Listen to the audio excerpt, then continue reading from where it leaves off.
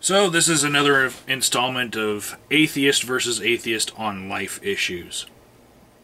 And I told Chepo that I would not talk about fitful thinking last night in a message. And I lied, because I am going to tie in a problem that he's been having with Fitch to our problem in this conversation. You see, it's kind of stalled. We know that Chepo has a predetermined bias for misanthropy and hating human beings. This is why him and Aldous get along so well. And we know that I have a predisposition for liking life and wanting there to be more human beings and really liking people and trying to see the good in them. And what I'm going to say here is that bias doesn't mean that you are so stubborn that you cannot one day appreciate the arguments of the other person's position.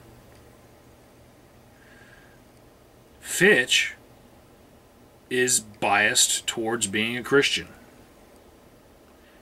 He didn't start out with that bias. You know, it happened over time. And I know that your bias, living in Mexico City and seeing a lot of poverty and overpopulation, you know, it's been forged over time. And I'm going to tell you a little bit about one reason why I appreciate life so much. It has to do with my insane biological mother. You see, she's been batshit crazy for my entire life. I really, you know, some people might say that I have very bad feelings towards my mother, but really, I consider it that I never got to meet her because she was crazy before I was even able to speak.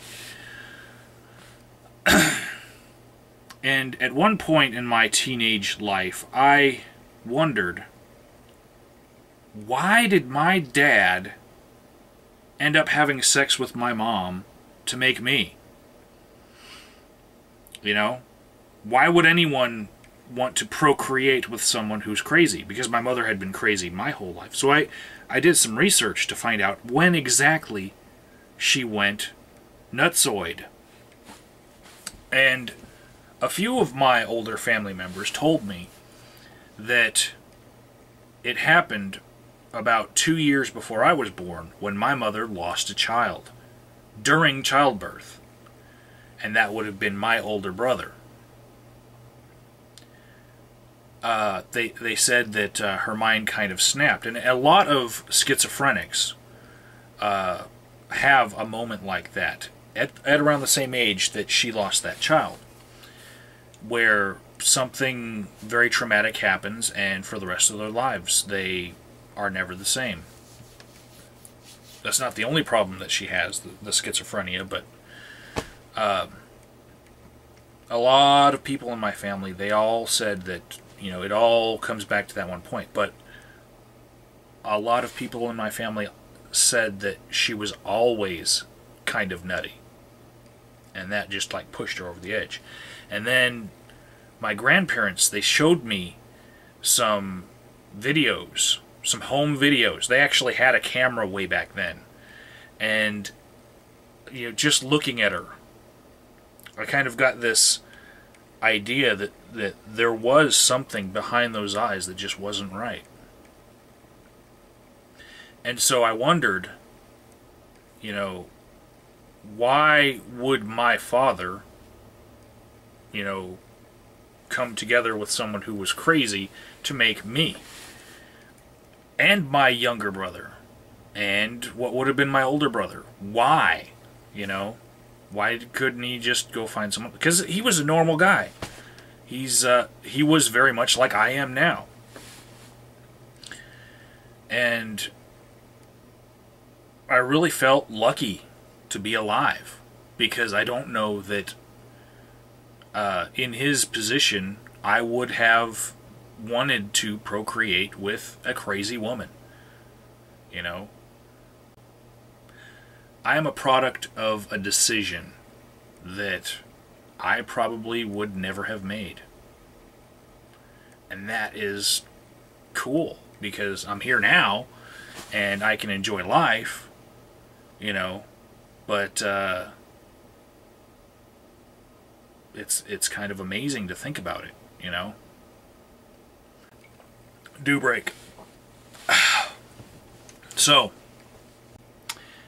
in time I realized that I was not going to be insane like my mother.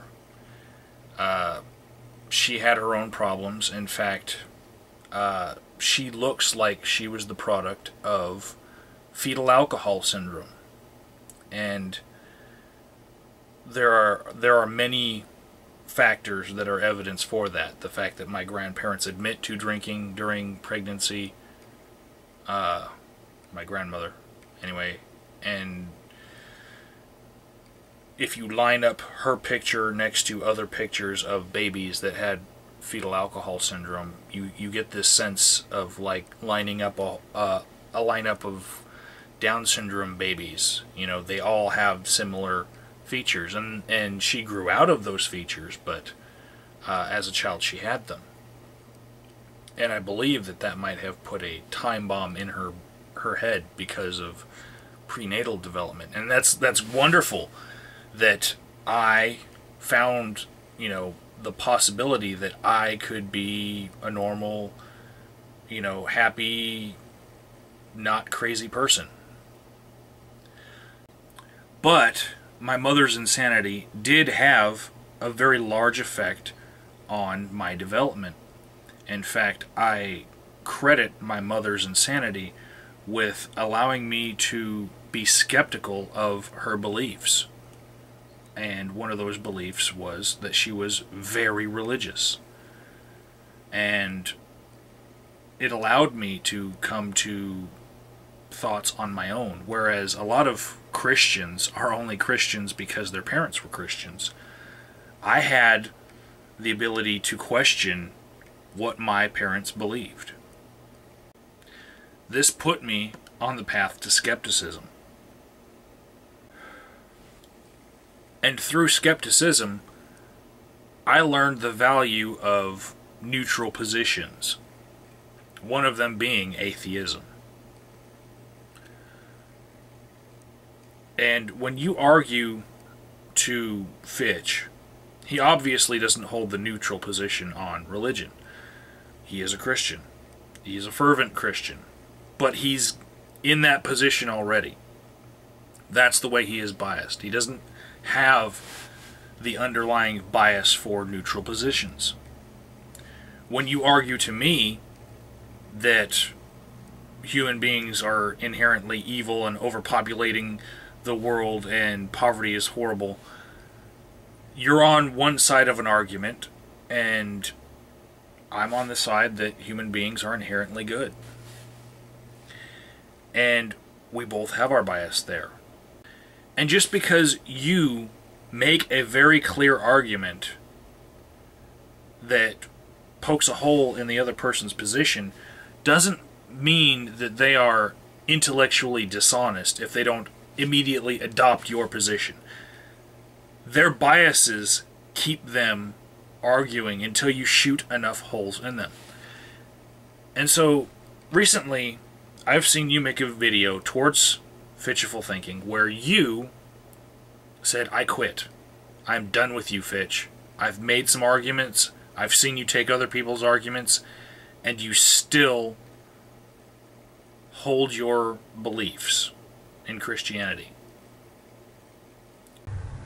You have shown me that you're not looking for the truth.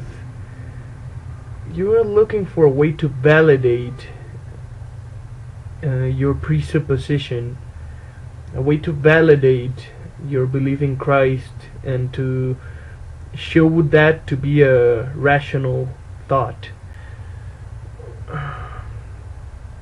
It's intellectually dishonest. What I'm going to tell you about that is, you just haven't shot enough holes in his bias. You don't know what it is that he's clinging to. And if you haven't shot a hole in that, then your arguments, they're just hitting on the periphery, you know? He has reasons for holding on to Christianity, you know?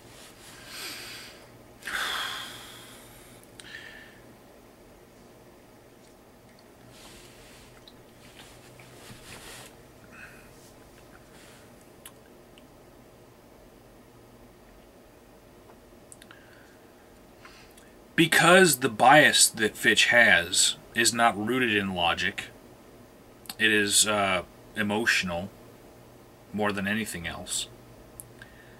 Logical arguments are not going to shoot a hole in the right place to sink his battleship. Were I to try to sink his battleship, I might tell him that people who are religious are inherently not qualified to do anything great with their life, because it's like the man who builds 1,000 bridges and sucks one dick. He's a dirty cocksucker the rest of his life. Religion stains what you do. I mean, 1,000 years from now, when people are looking at the biographies of every person in this era, they're going to wonder, was that one of the enlightened people who was able to realize that religion was a farce? Or was that one of the retarded people? And religion is a retardant to intellectual thought. I mean, if you can ignore every logical argument that comes your way and still hold on to your faith, then you are retarded. Fucking retarded. But you know what? There is a sort of faith that some Christians have that is very much like skydiving, or for something that you and me can understand, Chepo, it's kind of like, it's like dancing in a mosh pit. You don't go into the mosh pit in order to beat everyone up. You go into the mosh pit in order to survive it. The more holes people try to poke into Fitch's thinking that come from a logical standpoint, the more he gets off on it. Because for him, if he can hold on to his faith, even under the most extreme arguments against Christianity, there's some kind of thrill there. See what I'm getting at? You've only fed his faith by arguing that way.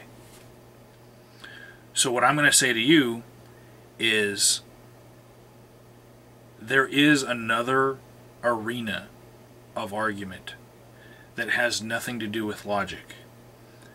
And if you're not ready to shed the weight of having to prove yourself logically, then you're not going to reach half of the people on this planet, because they simply are not evolved enough to accept your arguments. I'm not saying that they're bad people for being less evolved than us, but they do speak a different language when they are arguing. And I'm out of due, so that's the end of this round.